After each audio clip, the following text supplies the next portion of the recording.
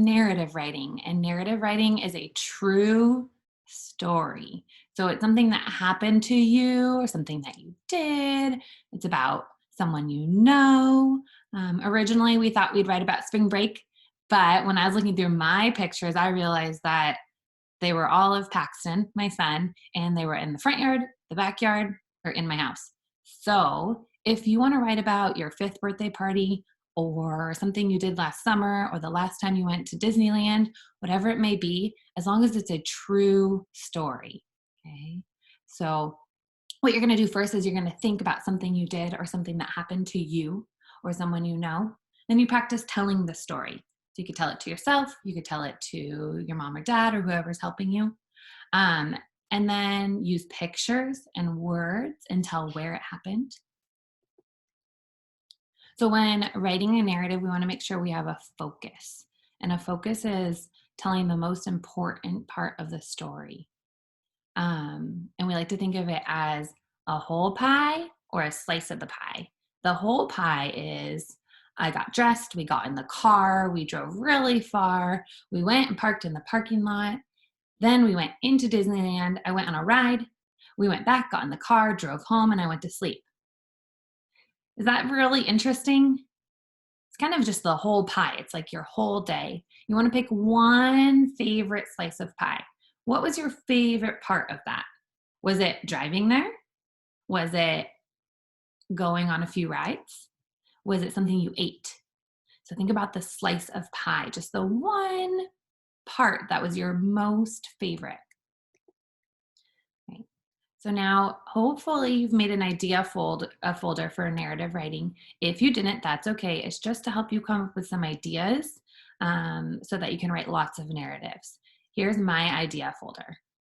I chose some ideas that weren't from just the last 2 weeks, but just some of my favorite from the last year.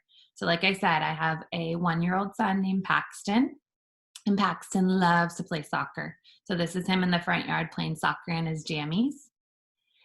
And the next picture is me and my husband and Paxton's first time going to the snow. And then this is Paxton at the beach. It was the first time he saw a big tractor. And this one over here is where he met his cousin's puppy, Zoe. Okay, so then moving forward, I picked when my class, Mrs. Culver's class, got to dunk Mrs. K in the dunk tank. So here's a picture of one of my students getting ready to throw it at the target. And so I'm going to think, tell, touch, draw, write. So I'm going to think, what is my story about?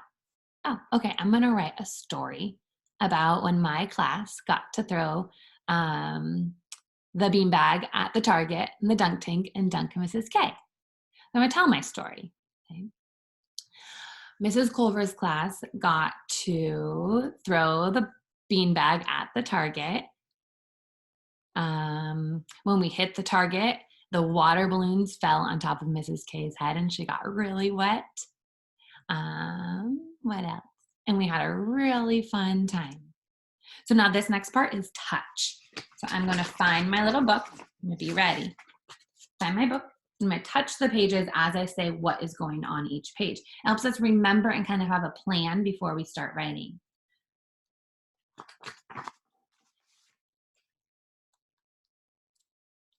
Here's my first page. So this is going to be during the synergy gathering. Mrs. Culver's class got Mrs. K wet on the dunk tank. My 2 inside pages. We all took turns throwing at the target, and when we hit the target, the water balloon fell on Mrs. K's head. We had a really fun time. And then I'm going to start drawing and or writing. So you can start with whatever one you like to do first. Okay, so here's my sample. And then I went ahead and I wrote on my first page what I said I was going to write on my first page. So it says, during the last synergy gathering, Mrs. Culver's class got Mrs. K wet in the dunk tank. And I drew a picture of Mrs. K sitting under the dunk tank. The second page, we all took turns throwing at the target. When we hit the target, the balloon fell on Mrs. K.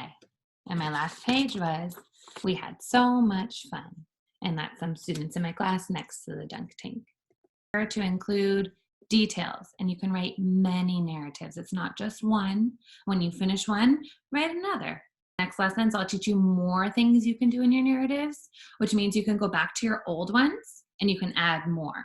So if you have a pile of them and I teach you something new like speech bubbles, maybe you want to go back and add some speech bubbles to your old narrative writing to make them even better and more exciting to read. All right, you guys, have fun. I can't wait to see all the writing that you do. Bye.